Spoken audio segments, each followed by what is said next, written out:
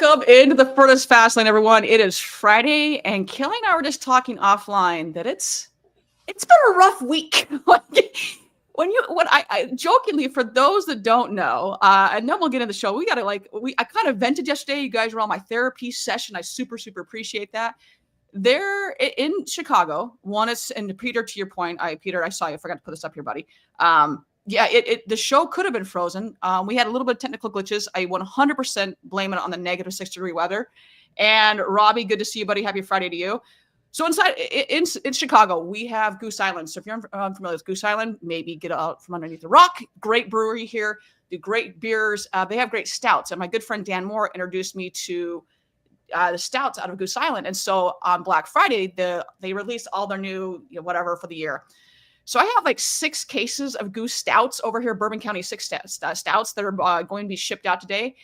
And I was telling Kelley, I haven't had a chance to even enjoy a drop of the stouts or anything else I purchased in that like $900 bill at Benny's Beverage Depot. Thank you. I'm the #1 customer this entire week. That's how crazy this week has been. Yeah. And I was telling Brooke, I think that if you don't have time for at least one cocktail, then I think we need to reprioritize your time management.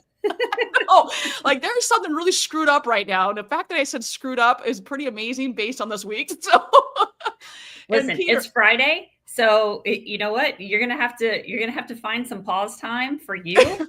And I think you need to taste test. You need to make sure that those stouts that you've got are actually meeting the expectations that you have.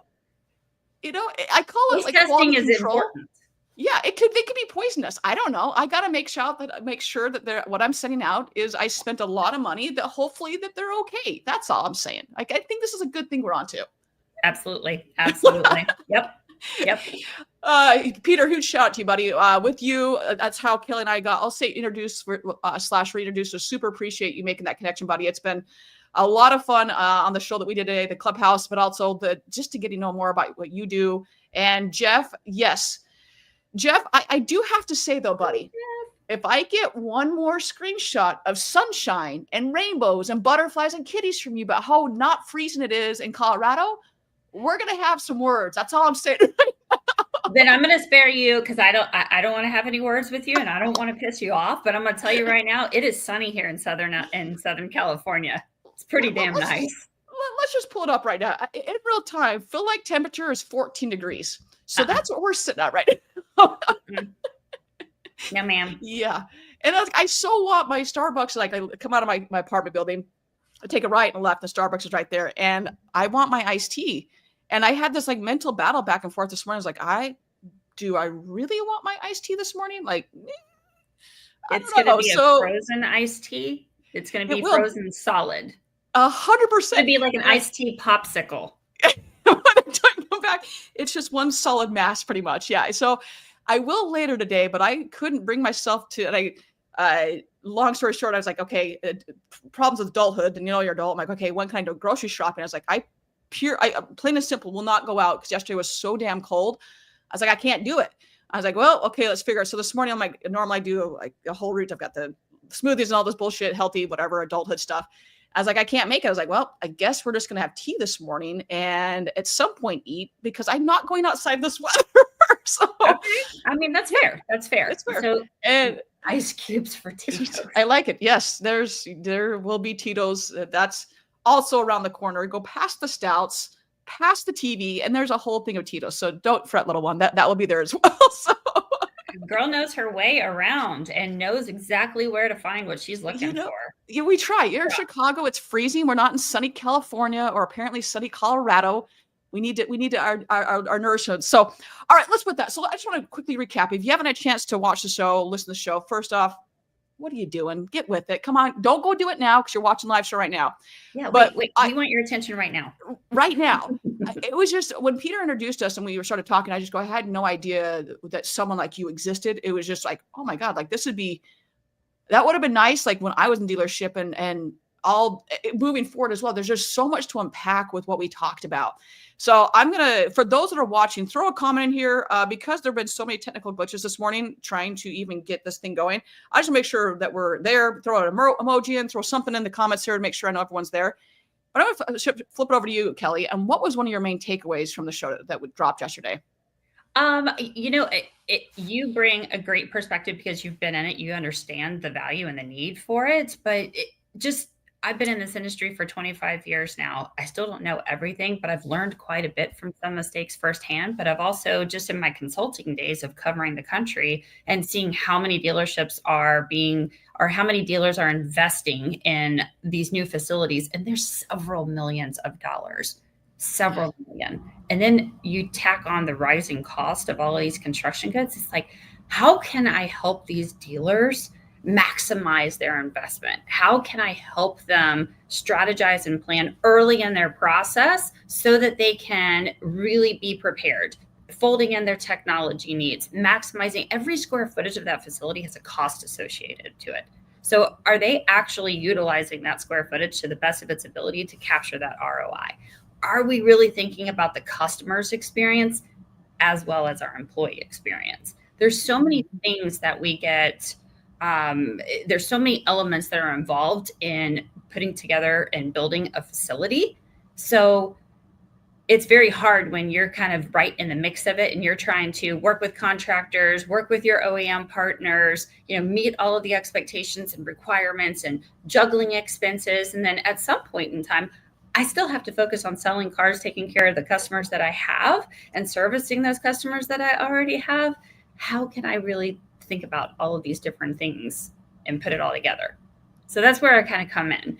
Is I saw a need going through a couple builds out when I was in my retail days that I really don't have the time and the focus that I probably should. And I know that I should. But it would have been very helpful to have that outside perspective coming in to help minimize those coulda, shoulda, wouldas when the building is completed. And you're like, oh, shit, I missed that. Oh, gosh, I wish I would have done this. Oh, that would have made so much more sense if I thought about that. And so that's kind of where this whole thing blossomed and came from. And I love that story because it's anyone that's been through a buy sell, anyone that's, hey, we're new or actually just bought where it's a brand new from the ground on up versus a buy sell. There's a lot of shit that has to take place to even remotely be successful. And 90% of the time it's overlooked. Like we were talking about the devil's in the details and some of the different experiences I've had, even going through buy sells of like, holy shit, I wouldn't have never thought to do this. I kept and I started like asking around and no one had, and I asked a lot of people. Now I don't have the reach that I have today, but I still knew quite a few people. I'm like, how does no one develop any type of checklist about this? And so I just kept this running Google sheet, whether it's a buy sell, whether it's for changing vendors, but all these different things to keep a list of what to ask and what all those checkpoints are out there, because it's a lot. I do want to get to a couple comments here. So stay with me for 1 second. Brian Ortega, yo. Good to see you, buddy. Yo. I didn't quite say it in Brian voice, but Brian, I know we text back and forth, buddy. I'm so sorry I missed the prime time. Let's go prime time. Missed it, but I will be there for the other ones. I promise. I didn't see the text until that was, like I said, it's been a crazy little bit here. We got Eric. Oh, it's Eric Swanson. Hey, buddy. Rock and roll. Cool peeps. Still keep rocking. Speaker Eric Watson. Eric, I love that you always sign off with like Speaker Eric Watson. Swanson. I can't use the name right, even though like depending on how this is going to go, it's like it says it right there. But keep the SEO coming, buddy, on that one. And Peter's saying, oh, Peter is throwing down right now to Brian Ortega that you think you have tech issues. Check out your primetime episode 0. So I know that you're kidding right there, Brian, to Peter. I go back and look at my first couple of shows, man. They were rough. That is an understatement of how bad they were. Now you got to start somewhere. But that also just goes to say, like Nathaniel Greck and I just recorded an episode. It's dropping, I think January. It's like sometime, I think it's the week after NAD, I want to say. And we also had some tech issues. So it doesn't matter how versed you are in technology, shit breaks. And especially when you're going live, shit will break. You can do everything possible. If you've been here long enough, you know that my shoulder like literally popped out of place when I hit go live. And so I did the entire episode with the shoulder like over here. So things just break. You just can't control it. So Peter, I know you're joking. Brian, you know that we've had discussions about how fun it is. Customers for life, hats off. The Carl? Okay, I think there's a follow-up here. Oh, selling cars. Almost forgot. Okay. All right. And then Kelly's top shelves, best in business. Yes, she is. Brian Ortega. Peter Smith, you're 100% right. Hey, once again, for those that were late, Peter, Thank you. You hooked me up with this girl. And I mean, look, now we're stuck together. I'm totally on the Brooke train. I love this. We just became best friends. Yep. Larry Felton. Have you met Larry Felton by any chance? I have not, but I have seen his name. I've heard his name. He's got a stellar reputation. I love his comments on the Clubhouse sessions. Always enjoy listening to him. So hopefully I do get to actually meet him in person. All right. Virtual introduction here. Larry, Kelley, Larry. Larry is one of my dearest friends. We'll leave it at that. So yeah, we go back a bit, and my life is forever better from meeting Larry, and he's been there from both the highs and the lows of my life. So I cannot speak enough good things about him. So, and I just want to go back. So one of the things we talked about in the show, and I'm not giving away because you can go back and still watch it, but something as simple as we talked about, like technology, people, process, and product, right? And we're so quick to add something on and not know if that's going to work or not, or because it was co-opable or the OEM recommended, or we have to have this furniture because the OEM tells us we have to have that. How are you putting that inside of your dealership to best optimize, I'll say, your performance in the dealership, between the clients, between your employees? Are you buying? I gave the example of seeing too many times that they go all in on window and surfaces, and everybody has iPhones. And everyone has Macs, and so nothing is compatible. Little things like that make such a big difference, and in the end of the day end up costing you a pretty penny because nothing works. Well, and it's super frustrating from the end user's perspective, because we're asking our salespeople to utilize this technology, and it's just normal human behavior. I'm going to give you the 3-strike rule if you're lucky. I'm going to try it the first time. Okay, fine, it doesn't work, whatever. I'll fumble through it. Second time, I'm getting tired of this. Third time, it's going to be F it, I'm done. It's not working. So now you have all of this money invested into these technology resources that you've put in place, and then it'll work. And your people who you're expecting them to use are frustrated. So they're going back to the old school ways, or they're circumventing the process and the expectations of the utilization of these investments, and it's just not being used. So it is so important to get ahead of it and understand, okay, are you integrating your technology resources into the building properly? And are you checking it? Are these different systems, these TVs, are you using Cat fiber, are you using fiber? And do these systems, do they work in an iOS ecosystem? Are they window-based ecosystem? What ecosystem do all of these systems that you use, how are they compatible with the devices that you're installing and you're investing in your facility? How does that technology map play to the experience of your employees? Does it cater to, are you setting it up for them to actually utilize it? And what's the purpose? Is it to deliver efficiency in the process? Is it to deliver a customer experience? Should be both. But are we properly training them? Do your actual people know how to use these technologies? Do they understand the mapping and how they're folded into the facility? And are you planning for what you're doing now? But are you also, and this is happening to one of my clients currently, they've already put all of these hardwires in. They've already invested all of these technologies. But guess what? Before they did that, they were in the process of renegotiating their DMS and their CRM and their service lane technology. And guess what? Who they're going to? It's not compatible with what they have. I hate that. I hate it. And I was talking to. Yes. Go ahead. Sorry. Go ahead. I cut you off there. No, it's just like, this is where we got to get ahead of these kinds of things. Like, you look at what you are investing. Is it for today? Is it for the future? And how adaptable is it? And I like Joshua's, and Josh, we actually brought up, I don't know if you have a chance to listen to it, but we actually brought up the whole fixed ops department and how that needs to be streamlined like crazy. And he's saying mechanic rules: borrow a tool 3 times, buy one for yourself. If it breaks 3 times, replace it. UI rules: if you have to click more than 3 times to use your exits, the rule of 3. And I couldn't agree more. Love that. And I'll even say, like, from whether it's the process, whether it's the UI, whether it's the buying the tool. I mean, something as simple before what I do now. My brother and I had a company that was a software company for body shops. And it was always very interesting to watch how body shops and let's say body shops in general, how the process was. And one of our good friends, who's like a god in this area, his name's Mike Anderson. And he would go in and be like, hey, all your stuff's over here. If you just consolidate it and put it on, something that sounded so simple, but it was saving hours for the mechanics and for everyone at the body shop to figure out, we're constantly looking for this tool. We take it a step further. Ian Nethercott and Jeff Polo have had a show called Auto Hub Show, and that's also where Larry and I met. But there was a sponsor there. This is going back a while. Ian, I apologize. I don't know what season it was, but it was something as simple as putting a light up in the fixed ops department that says bathroom in use. Because they were finding so many people were spending so much time going back and forth, and that's time. I mean, we all want more time in our life. That's a quick fix to that. So Josh, I love that. I love this, by the way.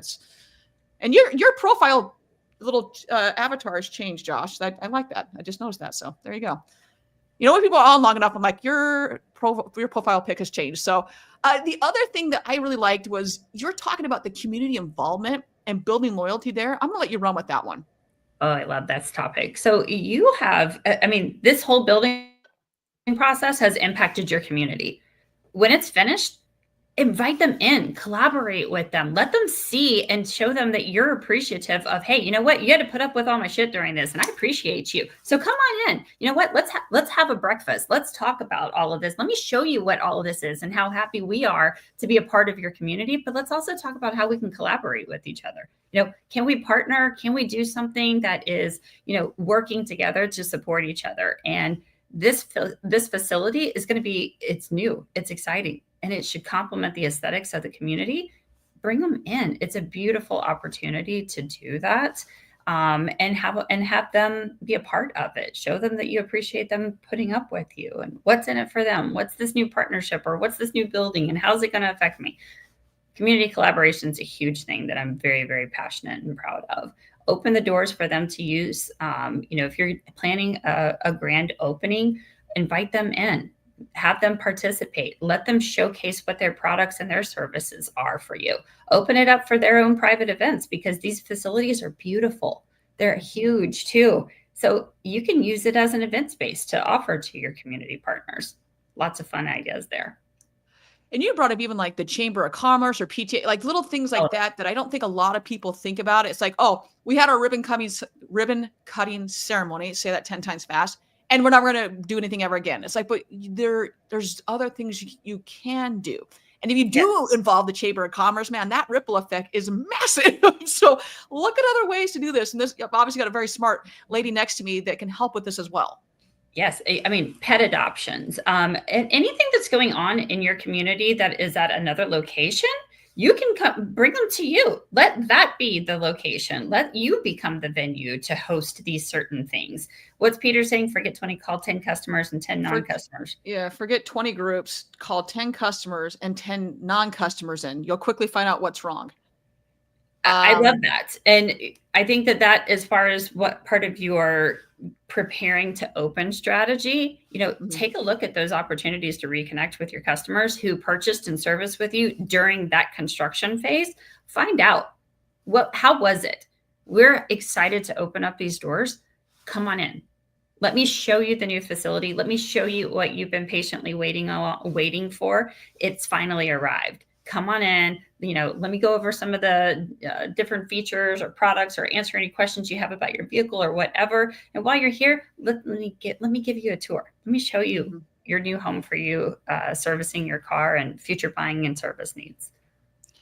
Jeff, I'm going to put your comment here. Didn't buy from you, Peter, going back to your point, even the ones that did not buy from you, and looking at your service defectors, this is an opportunity for you to reconnect with them and say, come on in. I know you didn't buy your car from us, which is fine, but I appreciate the opportunity that you gave me to at least meet you, shake your hand, and go over some of your needs. But we have our new facility that's completed. If you're in the market or you even need anything for service, come on in. Let me give you a facility tour and show you. And I just want to stay in touch with you. Great opportunity. And that's, I think it's overlooked so often, is that, oh, we didn't get the sell, so therefore we're not going to do anything. But no, just because you didn't get the sell, you can get the service, which if you get the service over, and I am right now, when I bought my vehicle, my lease is up here in January, I moved. And so long story short, I was starting in a different place. That was actually a friend of mine. I was servicing there. But the first place I went was what the OEM recommended, because it was a little bit closer, and I will never go back to that facility ever again. Now, where I do service it, even though they are a friend, they've done such a great job. I'm like, well, that's where, if I stay with this brand, I'm 100% staying with them just because they've taken care of me. I would not go back to the first place that I serviced my vehicle, because it was such a horrible experience. So obviously, we all know the retention stats out there. If you are able to keep that service customer, they are going to buy from you. Like, that's it's science, as Ron Burgundy would say. So the 100% is what's going to happen there. I love Josh's comment here, piggybacking off of what Peter said. I love that. We're building this for our customer base. So why not get a field survey of what is it that you want to see from this? What can we, if we can't incorporate, we at least gave them the opportunity to share with us what it is. And maybe we can get creative in finding ways of folding in some of their wants and needs and at least give the opportunity to have a discussion of what it is that they're looking for. I love that. I think that's fantastic. And for those that are listening and you've got us playing in the background and it's white noise to maybe make you, calm down on a Friday, Josh is saying the foundation of what Peter just said. What do your customers want? Why build something, change something, add something the customer doesn't want? Ask your customers and ask them often. So interesting enough, I had a clip that dropped from a friend and I's conversation. Alan, I think it was this week. It may have been last week. They all run together at this point. Where we actually discussed this topic in particular, where it was like, if you don't know, just ask. Like your loyal customers are going to tell you, even the customers are pissed off at you. While we don't want them pissed off at you, they're going to tell you like, hey, this is why this sucks so badly. I highly, highly, highly recommend not the salesperson, but someone that's, I'll say unbiased, which they work for the dealerships and they are biased, but in the customer's mind that's unbiased, just say, hey, what went wrong here? How can we have done better? How can we have earned your business next time? They'll be honest with you as long as you approach it in that way. And that way you can say, hey, I thought X, Y was really working and really it's not. So just ask your customers what they like and what they don't like. I mean, it sounds simple, but not a lot of people have that feedback loop. Or the confidence within themselves to present the question, to be open-mindedness and be willing to hear what the actual answer is, for fear that it could come back. Yes. Or the action, like, hey, we're going to give you, it's the same thing with the employee surveys. Like we all know how much we love employee surveys. They're never going to do anything with them. So why would I ever tell you what's going on? So if you are going to ask that question to the consumer and say, hey, how can we improve? How can we earn your business? Damn it, please act on it. That's all I'm going to say. Like, don't ask the customer, because the word's going to get out. We all know those companies out there, whether it's our industry, other industries, all you got to do is bitch and complain on Google and you get whatever you want for free. Like, is that really the precedent you want to set? Like, So just make sure whatever the issue is that you are actually tackling or doing something down the roadmap that's an actual roadmap, not, we may get to in the next 17,000 years. Like, actually work on that, whatever that may be. And Josh is saying, fastest way to get feedback, stand in front of the service drive bay doors at 7 a.m. and ask the people lined up. Yeah, I love that. If I can tell you how many service lane studies I have done, and I've done that exact same thing. I'm sorry, those doors, our service hours are 7:30. I'm not opening those doors until 7:30. And oh, by the way, it might be a few minutes after that because I just got here at 7:28 and I still have to clock in. Yep. Yeah. So true story, I'm at Costco, and for those that know me know I love my Costco trips, and I go to Costco. It's a lot to get to Costco because I live downtown. It's not an easy thing, so that's a whole other story. But I got there, they opened at 10. I was like, okay, I'm going to beat the Chicago rush. I'm going to get there like 9:55. They don't open the doors until like 10:09, which is 9 minutes doesn't sound like a lot, but when you're sitting there when they're supposed to open, you got there early, and the line out was like into the parking lot. And I like to call Costco's parking lot the parking Olympics, because it is so difficult to find a parking spot. And now it's like out there. I was like, man, I really wanted to get back in time. And there's just 10 minutes is a long time. So Peter's also saying exactly, Josh, your customers drive all your opportunities. Approach them correctly, and you'll get the feedback to improve, and stop holding your customers hostages for you. Oh, don't even start me on that one, man. That's a whole other podcast. That one we're going to have to do late night, because that one's I'm going to need a glass of wine to go with that one. Yes. There will be. You should facilitate that one for a clubhouse. Yeah, there's an idea for you. And really, if in fact this FTC rule goes through with the cars rule, that all is now illegal to do. Like, you can't be posting only your 4 and 5-star reviews. If you do that, now let's say a system tool does that. Like, my brother has a reputation company. Shout out Alpha Fox, love you, Jordan. And they can say only 4 to 5 stars, but they make it very clear to the consumer. Okay, we can do this, but the liability is now on you to choose that you only want to do that, because it's technically illegal to do that if this FTC thing moves forward like it's going to.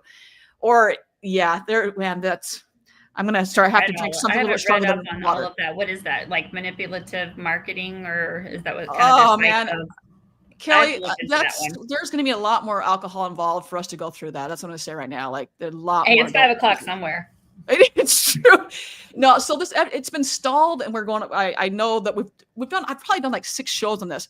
But the FTC came out and said that to have it so that dealerships are more trusted. We're going to do all these stupid rules that are really physically impossible. You have to have 2 years worth of training document. You have to have 2 years worth of every single special you've ever put anywhere documented. What we right now, a lot of times you'll see MSRP, you'll see Brooks price, and you'll see the discounts. You have to show everything. If you think the California rule is tough, this is so much worse. It's GDRP. There we go. Yeah. It's kind of like that, but it's the stuff that they're asking. If you have to answer price in the very first question, if there's a model specific, you have to answer price. The price online has to be, I mean, it's a 373 page document of what they're asking dealers to do. And I understand what they're trying to do, but it is impossible to do everything that they're asking. So, oh yeah, I'm familiar with some. I just wasn't up to speed on the review part of it, but yeah. Should Nike hire? Oh, poor Jaguar.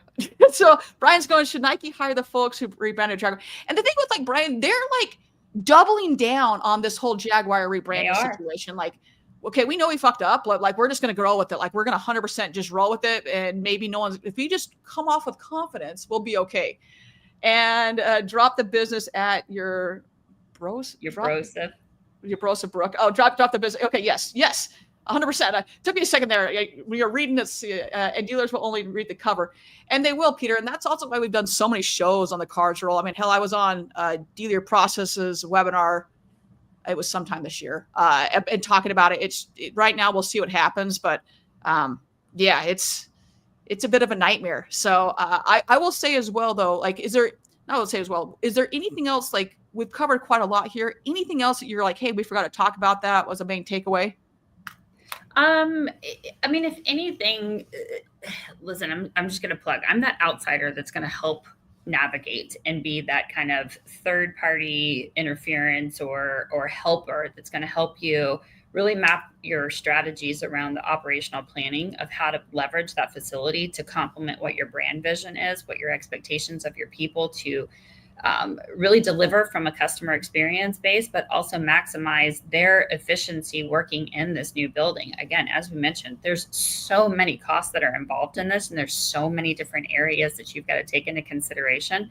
And at the same time, again, you've got to be able to pay for it now and keep the business operating. So you still got to sell cars. You got to take care of your employees. You got to take care of your customers. You got to service those cars. Everything is still running in the background. Meanwhile, you've got these tens of millions of dollars that are going into a new facility. And I'm that person that kind of helps mediate it and helps you kind of map those planning strategies so that you can reduce your coulda, shoulda, wouldas when the doors are opened.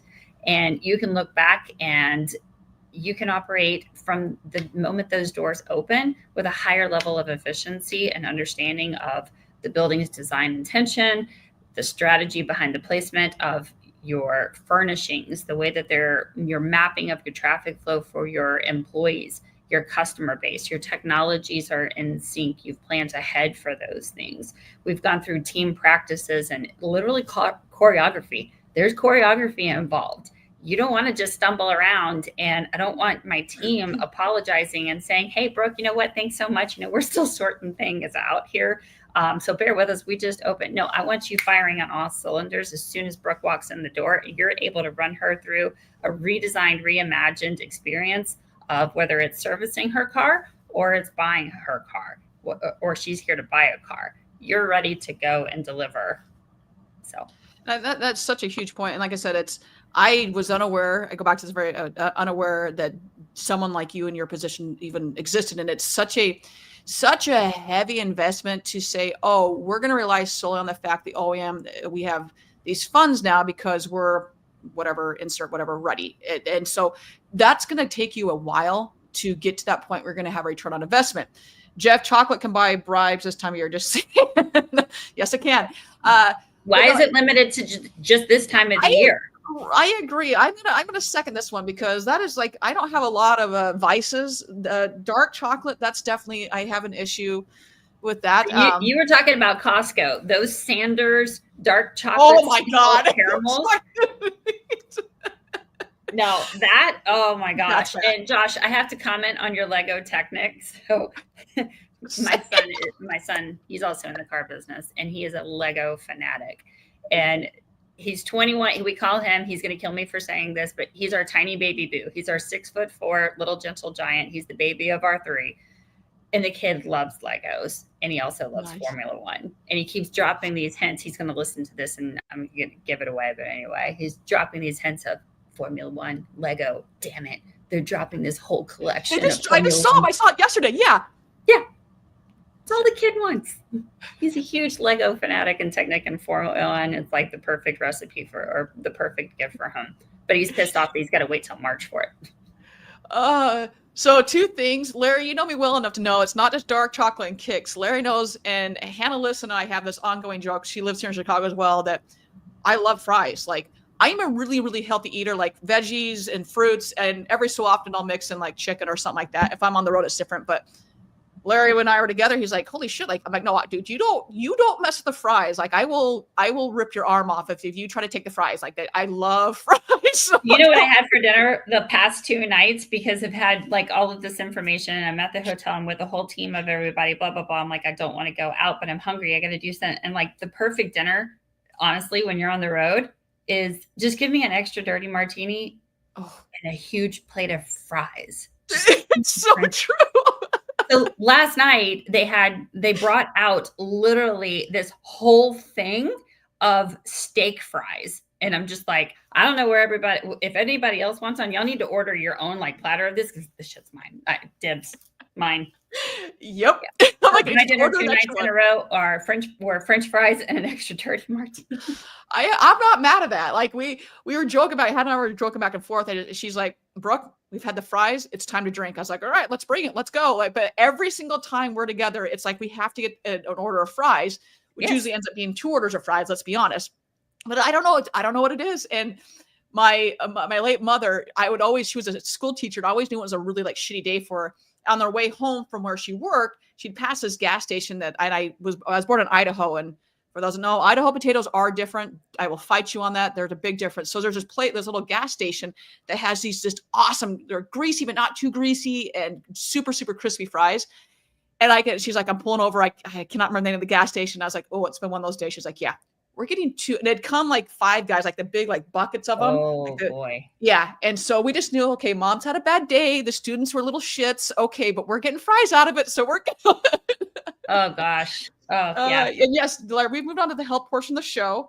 Peter, I have had poutine. The first time I had it was in Canada. There used to be a place here in Chicago that did Peter. So help me on this one. Make sure I'm explaining it right. It's fries with like gravy and don't fuck with my fries. No.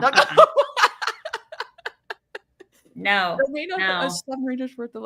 So on this Lego thing. So my younger brother, he is a massive Lego person. And then my other good friend Dan, also Lego. And so I'm always sending Lego because I've clicked on it so many times. My feed is now Air Jordans, funny quotes, whatever, and Legos. I get so many Lego things. So when you said the Formula One, I was like, oh, they just came out with that, because my freaking Instagram feed now shows this everywhere. But yes, they are not cheap by any stretch of the imagination.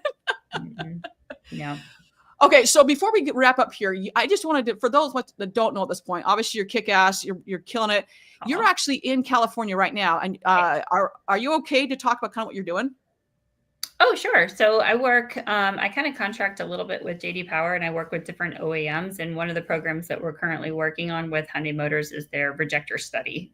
So we'll be presenting a lot of information that shows and highlights some opportunities for the Hyundai dealers, that talks about their avoiders and rejectors and decision-making that goes behind driving customer loyalty and service retention. There you go. I mean, so it's not just a pretty face over here. She's kicking ass. She means you're at Honda right now, enjoying the warmth and sunshine that I'm looking at. I'm like trying to look out right now, and it's just overcast. There's no sun. And even if there was sun, it's all lies and propaganda. I'm in a conference room. We're going to get you out of here so you can go back, at least maybe go outside for 2 seconds, enjoy the sun, and go back into the conference room. All right, ladies and gentlemen, first off, Kelley, I just want to thank you again for everything you're doing. Peter, shout out to you for introducing us and making this whole connection happen and having my new best friend here. So I super, super appreciate it, buddy. And with that, everyone, you will, actually, before I apologize, next week there is, was it next week? Hold up. I'm doing the math on this one. It's in 2 weeks. I apologize. Never mind. In 2 weeks, there's no show. Next week, I think Laurie Halter's on the show next week, if memory serves me. But everyone, you know the drill at this point. Find a way to serve. Find a way to just better someone's life today. I don't care if it is opening a car door, if it is a kind smile. Just do something to better someone's life today. And with that, everyone, we will see everybody next week. Bye, everyone. Thanks so much, Brooke. Thank you. Until next time.